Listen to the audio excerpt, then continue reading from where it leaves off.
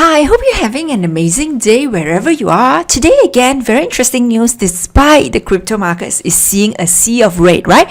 But regardless, let's just focus on what is more important, which is the developments, right? Rather than the prices.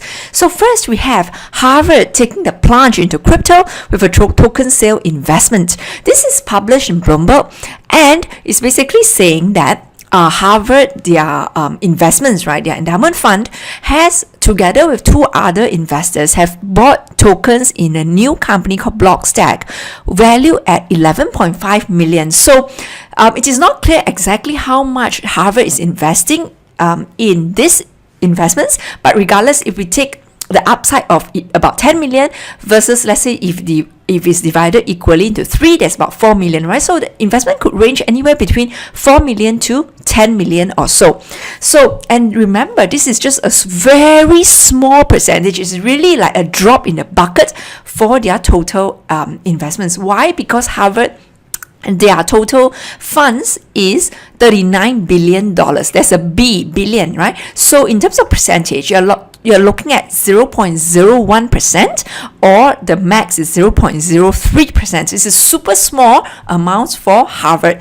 But regardless, although it is such a small amount, it is very, very significant because this is the first time Harvard actually publicly and directly invest in cryptocurrency. It's not a crypto fund, it's not a crypto company, but it's directly into crypto, right?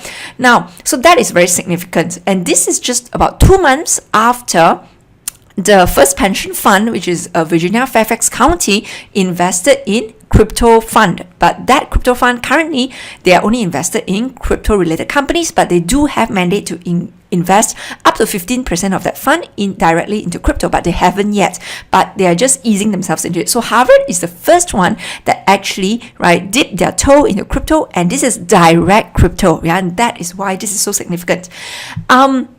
So very fast you will see, right, that basically nails is on the coffin very fast, right, that institutions after one another are getting into this space, right? And although it's very small, but it always starts with baby step, right? Just like baby, they always start with trying to crawl first, right, before even running, right? So yes, so that is significant. Now the thing is, then you may ask, why Harvard invested in Blockstack? And what is Blockstack? Blockstack is almost like Ethereum. They're basically a decentralized platform for computing protocol.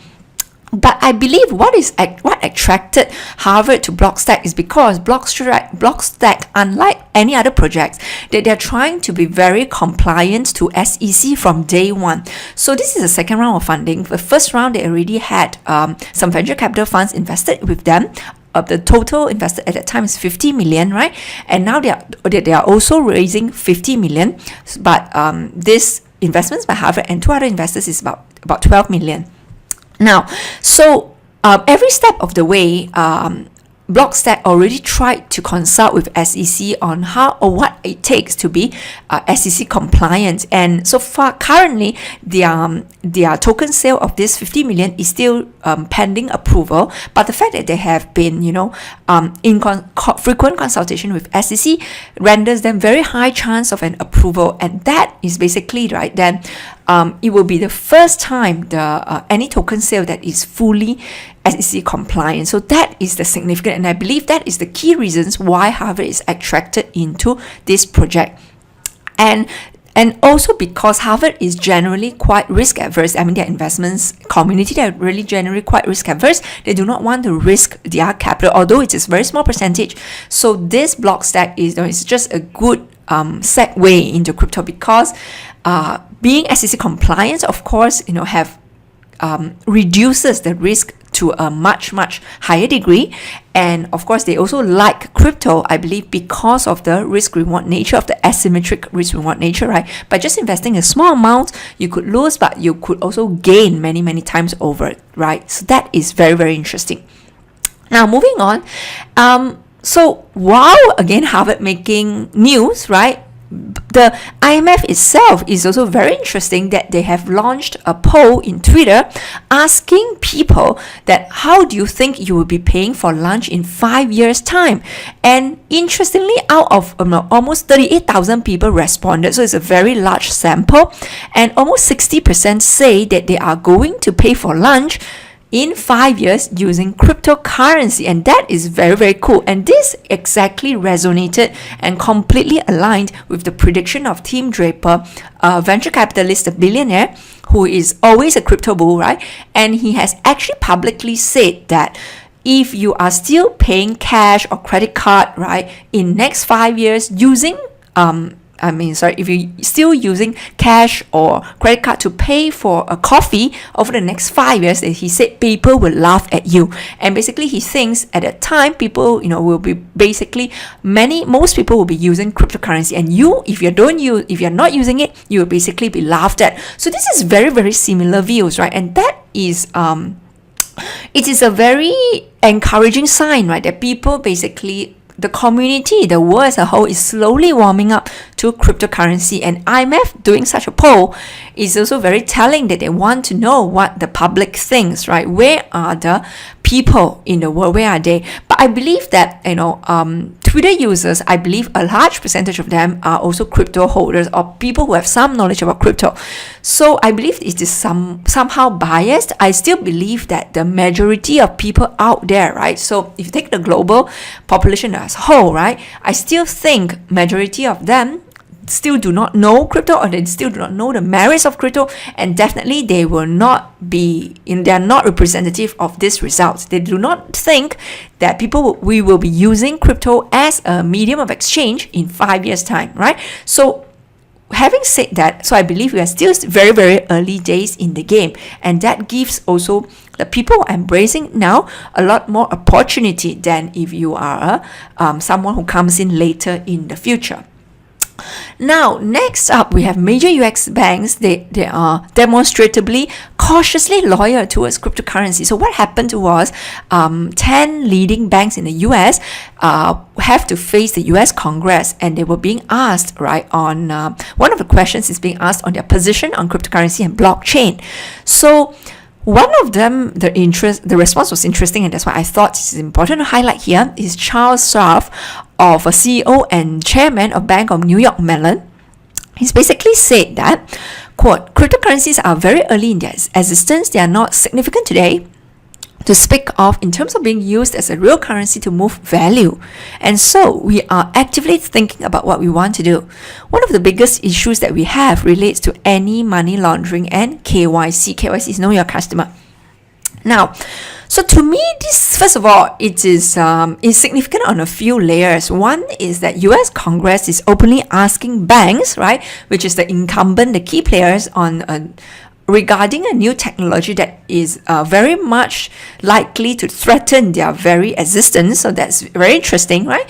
Second, you still have a lot of bankers that are, on one side, they don't think that they don't think this is something of significance, that they don't think that, it is not used today as a real medium of exchange. But at the same time, in the same sentence, they are also saying that they're actively thinking about what they want to do in regards to cryptocurrency. So I think this is very, very interesting, because if something doesn't bother you, if something is not threatening you, right, then why are you spending so much of your time thinking about what you should do in relation to it? So that itself is very, very puzzling to me.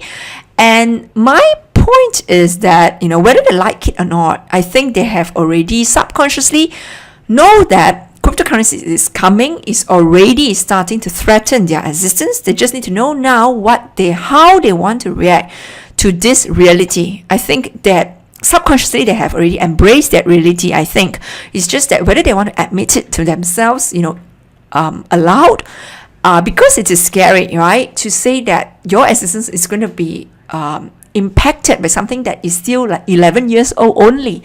And what are you going to do about it? Then, you have to be very cautious, because your shareholders, your investors are actually looking at what are you going to say publicly, right?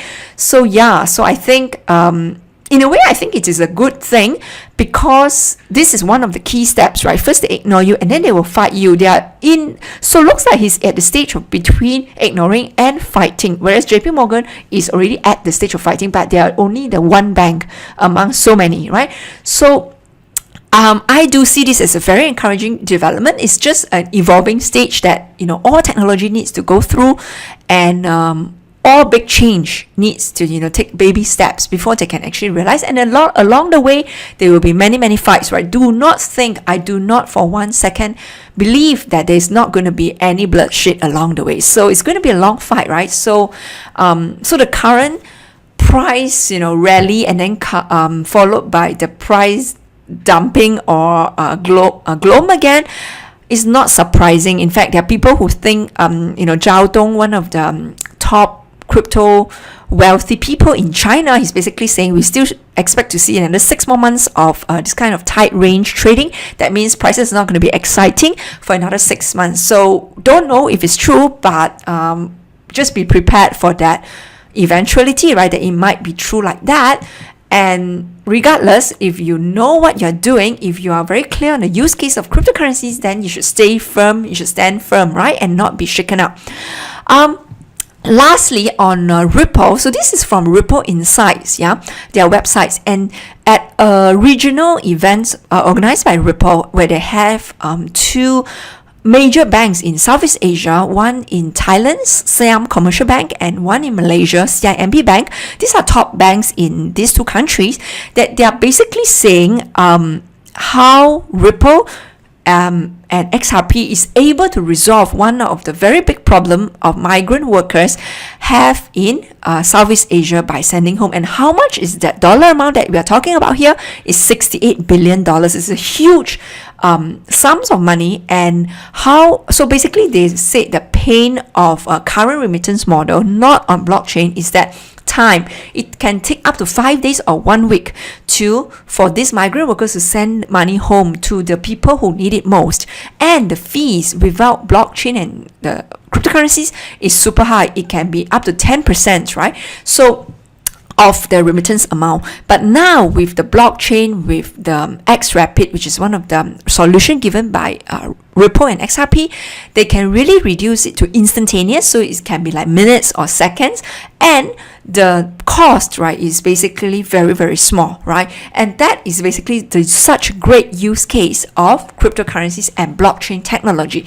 So the other key point I want to highlight is that, so CIMB also talked about they had previously partnered with Western Union for all their remittance services, but then because they want to have a solution that is super fast and super low fee, but then because Western Union is not supportive of that solution, they basically have to then terminate their partnership or their relationship with Western Union, and then adopt cryptocurrency and blockchain technology offered by Ripple. And to me, that is very, very strong testament and very strong endorsement of cryptocurrency and xRapid itself, right? So I think it's a great job, and I think this is also the first time that major banks in these two countries are actually openly coming out, so strongly pitting the incumbent versus one of the key player in crypto, right?